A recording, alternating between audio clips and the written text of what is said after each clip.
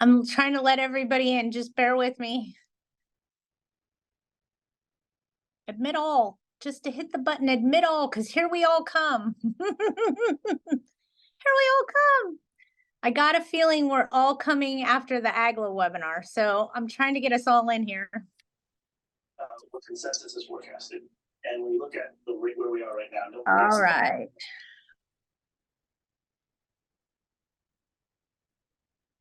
How's everybody doing today? I'm assuming that you're joining us from the AGLA webinar or leaving the AGLA webinar. If you guys have questions regarding that and dealing with the death in a unit, please let me know. I'd be more than happy to answer them. And like I said, I was just trying to get everybody in. Hi, how are you? Sorry, I'm a little late today.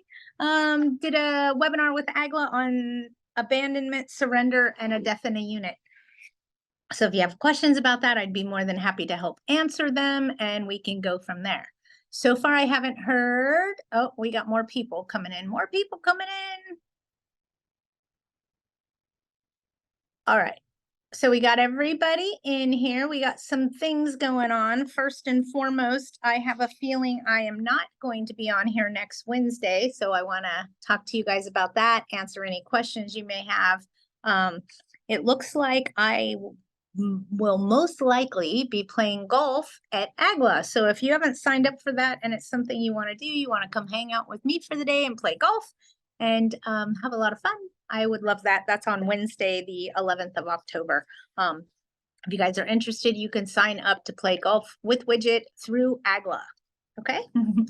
Anybody have anything they want to talk about? Any pressing issues? Gotcha, Melanie. Unmute, Melanie, go. What you got? Hi, Patty, can you hear me? I can. Okay, how are you? I'm sorry I missed the webinar before. I'll have to have a look at it. But we're having a little bit of a panic here because one of our duplexes caught fire yesterday. So we're not quite sure. I had all the ambulance chasers calling the phone. It was kind of crazy. And I don't believe the tenants have renter's insurance. They're sticking their feet in the mud. They don't want to leave. Fire department did not red tag it because it's not owner occupied. LAHD turned up an hour ago, said because it's not owner occupied and it's a duplex that he might not have the authority to red tag it. So he's going back to the housing department to see if he can red tag. I know. I have all those faces too. So it's a little bit of a shit show, as they say. And I'm having somebody board it up now. But the tenants are, as I said, sticking their feet in, and they slept there. They turned on the water. They had showers. I mean, it's kind of a real health and safety issue at this point. I don't know what our responsibility is to rehouse them and all of that. But basically, I'm sure you do. You know, I hate to say it to you like this, but I'm going to, and I know it sounds horrible. What's your rental contract say? Oh God, I didn't even know that. It's LARSO. I forgot to say that, which is the biggest. Okay, but hear me out. Your rental contract probably has a paragraph in there in the legal terms in the very back that doesn't make any sense to you regarding indemnification and if they can't provide a habitable dwelling and terminating the tenancy in the event that the landlord can't perform. Okay. There's most likely something in there. I have another question for you. Why did the fire start? Well, apparently the fire department said that it was an electrical issue caused by the window AC unit. Who put in the window AC unit? They did. They did. Did they have your permission to do that? No, they did not. See how this is starting to create the tenant caused the problem? Yes. No, I'm thankful. Okay. That puts a little bit less liability on the landlord, but they still have to do the right thing. So here's my opinion to you, not my advice. No, take your lease contract, send it to your legal counsel, and ask them what you have to do to terminate the tenancy. Sorry. So you want to, somebody was calling. Somebody You need to call legal counsel, send them a copy of your written rental contract, tell them that there was a fire at the property, and how do you terminate tenancy? Got it. Okay, all right. And this is not the first fire at the property. The first fire was January in the garage. So And what was the cause Funny. of that fire? it was they didn't need the fire department or anything like that, but of course our insurance company just gave us a settlement and that was it. So there was no real cause determined. Yeah. It was they said it would be 40,000 to rebuild the garage, and they only gave us a $10,000 settlement and then stopped service. So I had to find another insurance company who's just been servicing us since I don't know, April, something like that. So I'm sure they'll be Same happy. tenant? Same Yes, tenant? same tenant. Yeah. Oh, they're very, very nice, lovely tenants. Yep. They charge their ice cream trucks, which is also an issue with the extension cords and all that overloading the electrical system. They, of course, told everybody that it was the ex-girlfriend of the drug dealing son who threw something from the outside and set the fire. But, we don't believe any of that stuff. So I will thank you. I will look at the contract and do all that. Thankfully, I can see it's an AGLA contract. So Yay, yay. yes, exactly. So there's something in there about indemnification. What I'd be more concerned about, and this is just me talking to you, is there's no doubt you're going to be able to terminate the tenancy, even though it's in Larceau, because this is the second fire at the property that's causing great financial hardship financially to the landlord because the tenant isn't doing their part and staying insured. With that being said, you're more than likely going to be able to terminate tenancy. What I want to do, or where my mindset is, sorry, my alarms are going off telling me, don't forget, you got a Wednesday with Widget. I know. What my alarms are going off and telling me is I don't want to pay them, and just hear me out, please, the $23,000 in relocation fees required by Larceau. I would want to pin this on them as being their fault in the eviction and showing that this is an ongoing issue. Right. That way I'm not having to pay those relocation fees. And that would be a conversation I'd be having with your legal counsel as well. Got it. Okay. All right. Okay. So this isn't the first time this has happened. This is the second time this has happened. It's causing the owner grave financial hardship. $30,000 the landlord had to pay because they burned down the garage and they're still living there. And now they burned something else down. Done. Yeah. Okay. What's our requirement for in the house if it gets red tagged? Do we shut the water off with DWP, or is that red tag means it's not fit to live in and nobody can stay there. Without it being red tagged, people can live there. Understand? Yeah. Okay, that's the difference. And I can tell you why the Los Angeles isn't red tagging property. Because of the tenant friendly. Their mayor doesn't want to contribute to the homelessness problem. So what they're telling certain governmental agencies is, if you do your job by doing this, all you're doing is contributing to my homelessness problem. Stop it. So we're not getting a lot of help from the governmental entities that normally would assist us. Right. Okay. Yeah. Just to give you the idea of what you're up against. Thank you. Well, at least the building and safety inspector was very cognizant that we needed a red tag ASAP. So we're hoping his boss are all on our side. And once that happens, then you can get code enforcement to help you go kick the tenant out sometimes. Right. Okay, perfect. Thanks so much. Thank you, Patty. No problem. Just document. Yeah. Okay. Yes. Thank you. No problem. Bye. I hope you don't have a midnight performance. I hope for a lot of things. Did I say that they're using the neighbors' extension cords already? So God help us for the fire that'll set with the neighbors. Anyway. Don't you do it, and don't let the landlord do it, but somebody needs to notify code enforcement that electrical cords are being ran from one unit to another. Good idea. Okay. Don't you do it.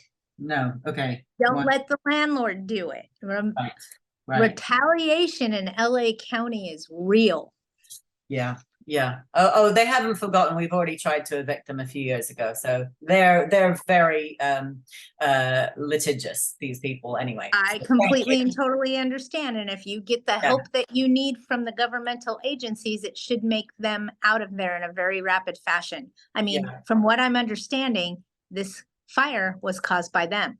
Yes, yes, yes. Okay. Okay, perfect. So Thank you. keep that in mind and make sure that your legal counsel knows that as well. Will do. Thanks so much. Okay, perfect. Thank you. What is ULA ERAP? Vana, I don't know that one off the top of my head. I could go look it up. It's something Los Angeles, rent something. I don't know. I don't know what that acronym is. I'm sorry. Hi, where are we regarding security deposits for new tenants? Do we need to change our rental criteria to 1 month deposit? Not yet. It's on the ballot in November. Vote no on Assembly Bill 12. I'm in the unincorporated part of LA County under RSO. It's gonna be on the ballot in November, TR. Vote no on Assembly Bill 12. That's all I could keep telling you. Who can red tag and what is this? Jay, she had a fire in a unit. And she was asking the city to red tag the building, just so you have a better understanding. LAHD ULA Emergency Renters Assistance Program. Ivana, are you talking about the money that hang on, are you talking about the money that they're giving to landlords or to tenants that still are behind because of rent owed during COVID? Think so. Yep. Here's what I could tell you about those programs, okay? And just hear me out and listen to what I have to say. Yes, Lean Fam, it's been in Orange County in Santa Ana for a long time, almost a year. But hold on, let me go backwards, okay? In the renter's assistance that's going on right now, or tenant assistance, or help me pay my rent programs, here's what I could tell you. Number one, you are not required by law at this time to participate in the program.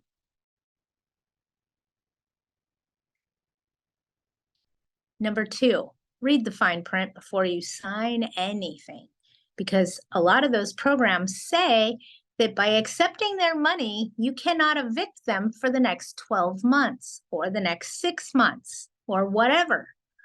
So risk versus reward, you guys need to make sure what you're signing when you agree and sign to take these funds from these programs. You're not required by law at this point to participate in the program, so why bother? Have you heard about Santa Ana rent stabilization? Are these LA rules spilling into Orange County? Absolutely. So let me tell you what I've learned, okay? And it's not just Orange County. Pay attention. Counties that run along the coast have heavy restrictions against landlords. All of LA County has heavy restrictions against landlords. We are now starting to see quite a bit of it in San Diego County. We have the tenant protection ordinance there now. The city of Chula Vista has implemented their own rent control. Santa Ana and Orange County has implemented their own rent control, and we're starting to see more municipalities come up with more rent control protections in the counties that run along the coast. In the inland counties, example, San Bernardino County, Riverside County, we don't have these issues. We don't have a whole lot of tenant protections coming through, rent control coming through. It seems to be hitting the counties that run along the coast. Okay, it may come more inland as time moves on, but at this point, we just seem to see the heavier restrictions along coastal counties. That's the best way I could say that. I hope that makes sense.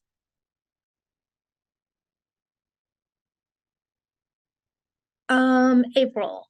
I have a tenant that passed away yesterday and he has no family or no next of kin. He left a note with my resident manager only with an emergency contact. What is our next step with no next of kin? Have you contacted the coroner's office to ask them for a next of kin? That's where you need to go because the coroner has the capability to find out who their next of kin is. And let's face it, they're connected to the government. They know everything. Don't mean to be a jerk, but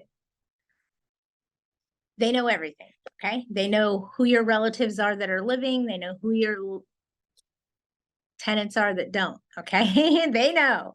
So contact them. If they give you no next of kin, it's going to be the state of California. Okay. Larso tenant owns funds for damages. Okay, you guys, you all love me, right? I know this is really weird, but I gotta go get some Orajel really quick and I'll come back and explain. But if I don't go get Orajel in my mouth right now, I'm gonna start crying in front of you. So please give me one moment. I really seriously have a problem. I'll be right back. Give me like 1 minute, just one, okay?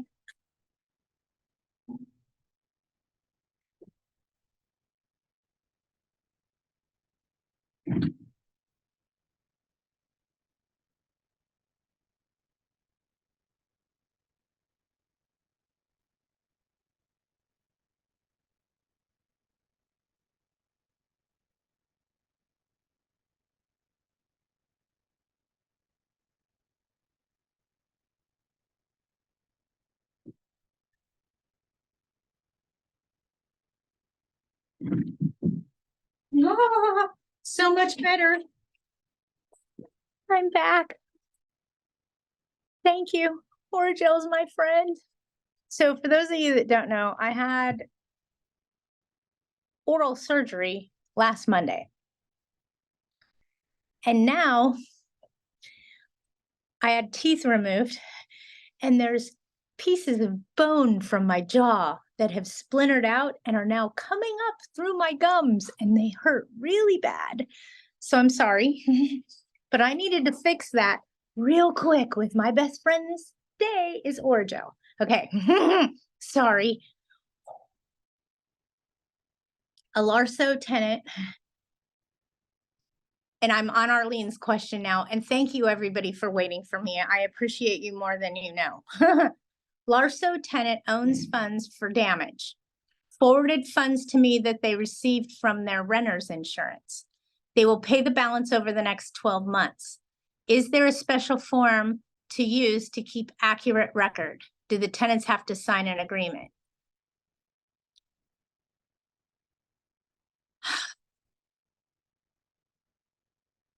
Melanie, I love you. Here's what I'm going to tell you. If you have them sign an agreement to pay you all that money, okay, and then they don't pay it, it's not eviction court you go to. It's small claims to get a money judgment against them. Wait, Patty, why is that? Because you took the rent money that was rent and moved it into consumer debt by having them sign a different agreement. You took it out of landlord-tenant law and put it into consumer law. Okay? Bing, bing. Does that make sense? So if you take that dollar amount of money and make a payment plan with them and put it all in writing and they default on it, you then go to small claims court because it's no longer rent that's owed, it's consumer debt because you changed the way the rent was. It's no longer rent anymore. It's kind of like an IOU. So you want to be careful that you're not taking it out of the context that it's in. And I'm going to tell you, if you want to put something in writing, have your legal counsel help assist you with that for that reason. But they're paying it separately. They're not paying, I had them send it as a separate, not to be paid with the rent. It's a separate. And is It'll be it a money separate that was, payment. is it money that was owed during COVID? No, It's just past due rent money? it's not rent, it's for damages. The plumbing damages. Okay, let them go ahead and make payments on those plumbing damages. I'm with you. And the second that they default on it, you can give them a 30-day demand letter and then evict them for not paying the money damages for the damage they caused. Okay, Okay, so if you don't change the context that it's in, you can evict them for that. If you have them sign a promise to pay or something like that, then you're taking it out of landlord-tenant litigation and putting it in general civil. right. Yeah, I Okay. didn't do that. Okay, Okay. great. But that's how I would explain it to you. And people ask me all the time, Patty, why are you so adamant on keeping it in eviction? Let me explain to you why. Okay. And then you'll go, I understand. If you leave it so that it can be done in landlord-tenant litigation, evictions run on an expedited court calendar. And I know you guys are going to say, Patty, evictions are not expedited because when we're in one, it's just not fast enough. So I'm going to make a statement and I want everybody to understand this. I would guess that the average eviction court case takes 3 to 5 months. Would everybody agree with that statement? 3 to 5 months for the average eviction case. Yeah? Anybody want to agree with me here? I agree. Okay, thank you. Do you know that a civil case takes 3 to 5 years? With that being said, it is not on an expedited calendar that goes faster, like an eviction only takes 3 to 5 months. So why, if I could avoid going to a trial that takes 3 to 5 years, why would I sign up for that? I want to keep it in eviction law so that I'm going on the expedited calendar. Make sense? Anytime somebody says, let's convert this to general civil, I always want to go, no, keep it in eviction. Eviction runs on an expedited calendar, takes 3 to 5 months. A civil case takes 3 to 5 years. It is not on an expedited calendar. I mean, they file an ex parte motion on a civil case and the trial date for that is in February. Whoa. Understand? Much different, much different. It works slower than molasses when you go civil. So we want to keep everything, for the most part, as much as we can in landlord-tenant and not take it out of there and put it in a different context that won't allow us to use landlord-tenant. Okay? I hope that makes sense. And we're getting out some more word, Joe. Hello. All right. Much better. I have a bone sticking me and it hurts. Only when I talk. All right. So we now know that we don't want to sign an agreement out of context. Got it. Okay. April says, thank you. Patty, can we do cash for keys in Lawndale? I have a tenant that as of today owes September and October rent totaling $37.68.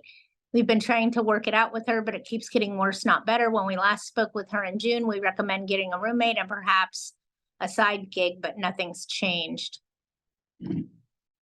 Is she Section 8?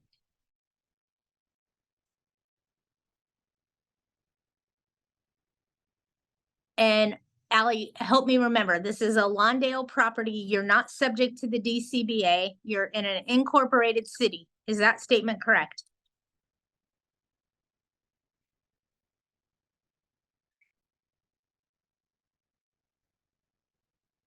Because Lawndale is incorporated. It is not unincorporated, I believe. Correct. Okay. With that being said, tell me you love me.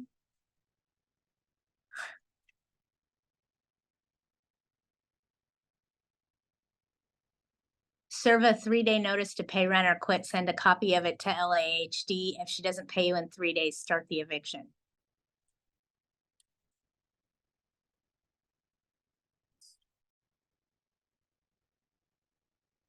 That simple. That simple. Serve a 3-day notice, start the eviction. Can you do cash for keys? Absolutely.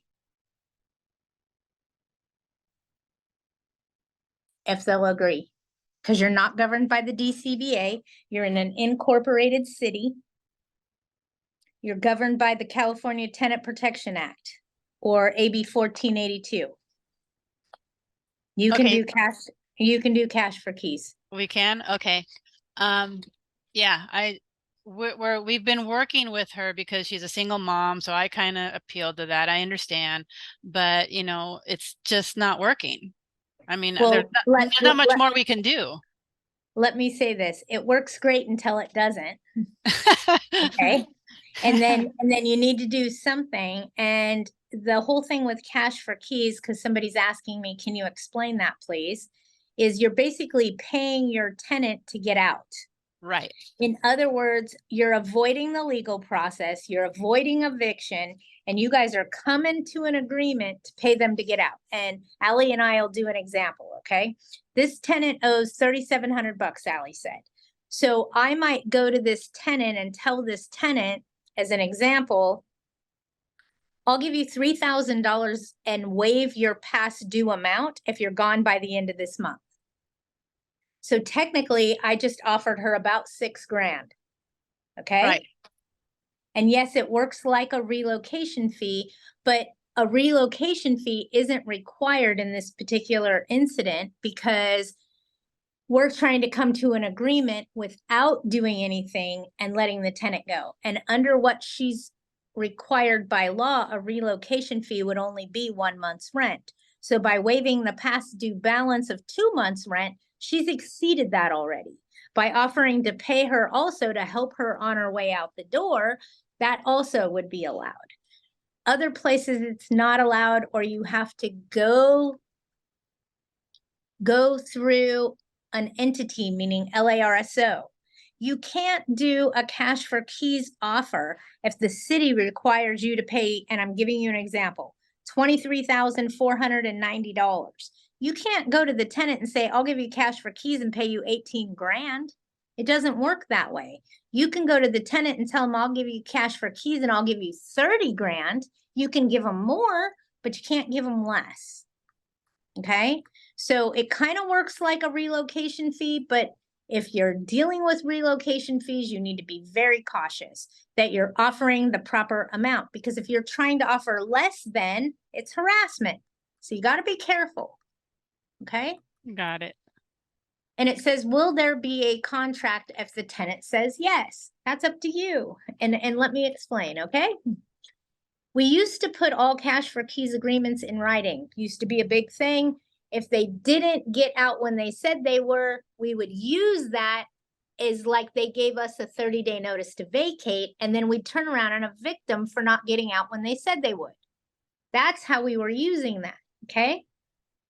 You can't do that in rent control cities where you have to pay relocation fees. Okay? So here's my opinion, not my advice. Okay? Cash for keys is a trade. You're trading them an amount of money and an amount of waiving past dues, most likely, for a monetary amount. Example, $5,000. Okay?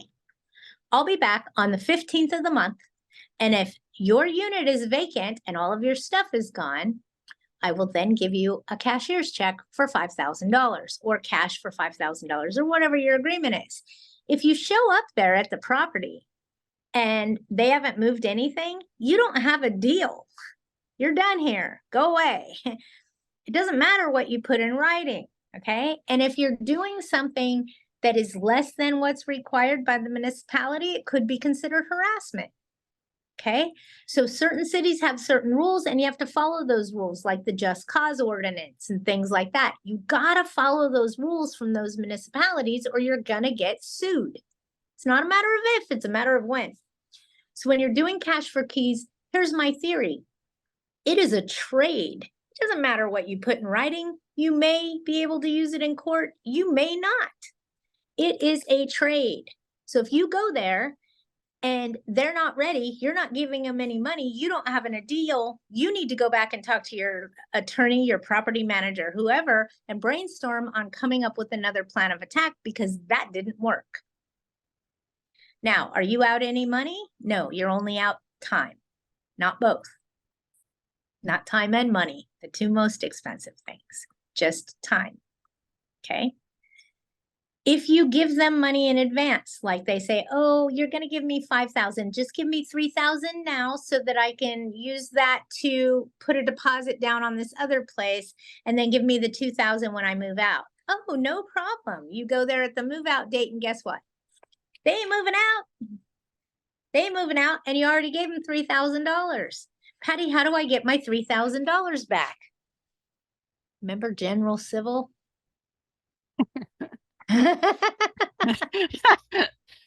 Hey, you heard me. I heard you giggle, but you understand how that works. Well, yeah, So- no, and you read my mind because my approach was going to be, you know, I'll forgive the 2 months rent that you owe. Don't pay me. Go ahead and use that money, find a place, use that money for a deposit and then we'll deal with your security deposit later.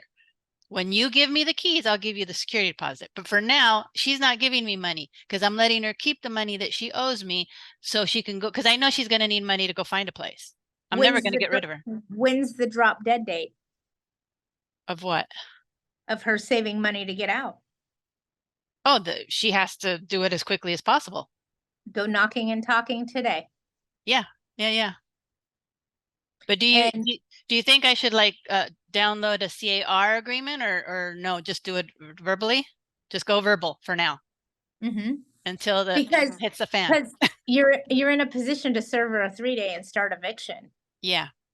Okay. Yeah. If you go knocking and talking now and you don't come to an agreement, then you serve the 3-day controls. You don't talk about this deal anymore. So let me throw in another caveat just so everybody's paying attention. And this happens a lot. And Allie, you've seen it in answers filed by tenants saying that the landlord changed, waived, or something the notice. Yeah. You've seen that as a defense? Mm-hmm. Okay, let me share with you how easy that happens, okay? Because what do you mean I waived the notice or canceled the notice? No, I didn't. You serve her with the 3-day pay rent or quit. She calls you and says, you know, I'm having trouble and I can't pay the rent. Why'd you give me this notice? And you start saying, well, I need the property back. I really don't want to have to evict you. I'd rather, you know, offer you cash for keys to get out, waive your past due balance and give you a couple grand just to get you on the road. Then you guys talk about that. It doesn't happen. And you end up starting an eviction and going to eviction court. In the answer, the tenant files that you waived the notice. Let me tell you how easily you waived the notice. Okay. Mm-hmm. When you served her a 3-day and then verbally talked to her about cash for keys, you voided your written notice with your verbal conversation. Mm-hmm.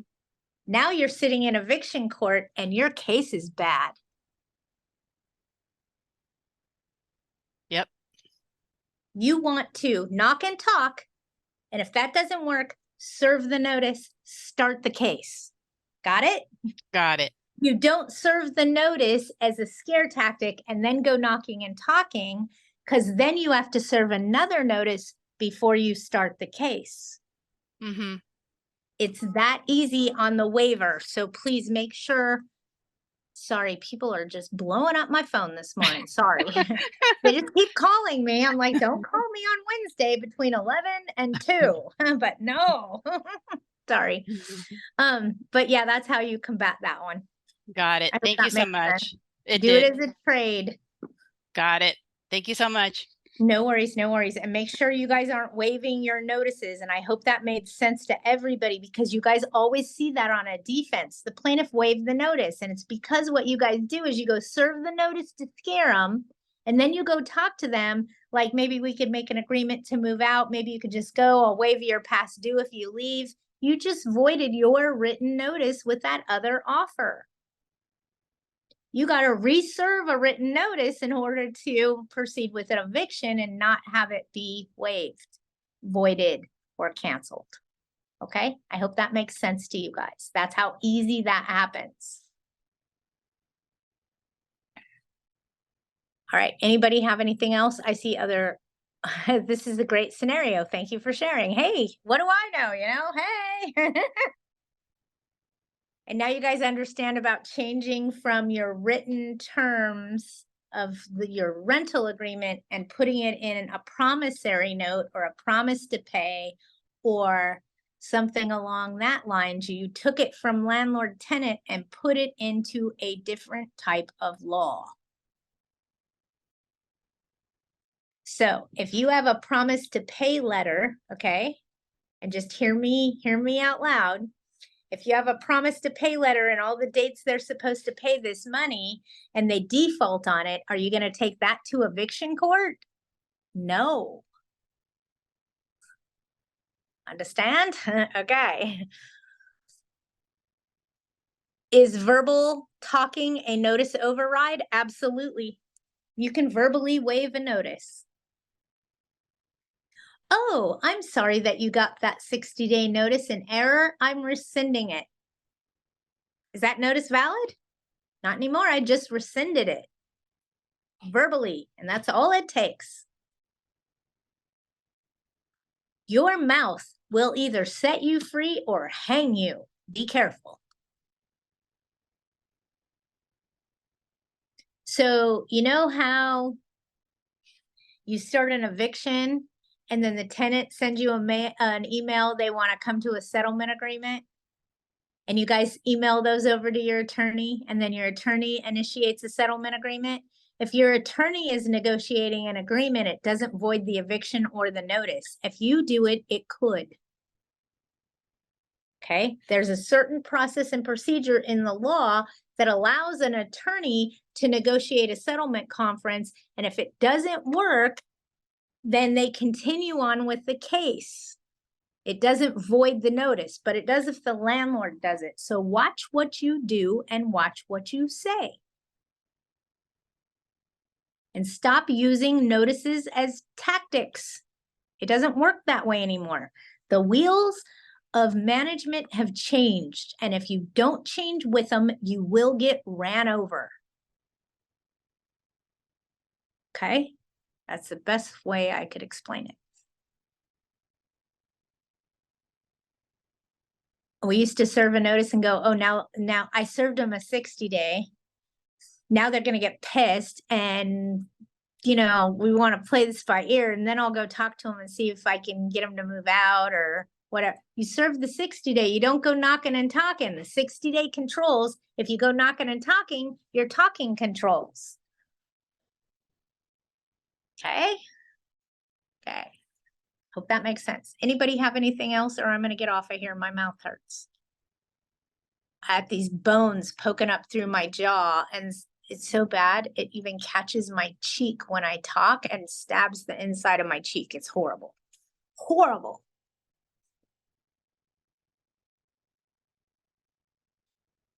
Nobody else? All right, you guys. I most likely will not be on here next Wednesday. I most likely will be golfing. It's been over a week, Arlene. This is ridiculous. And you know what sucks most? I paid a lot of money to be this uncomfortable.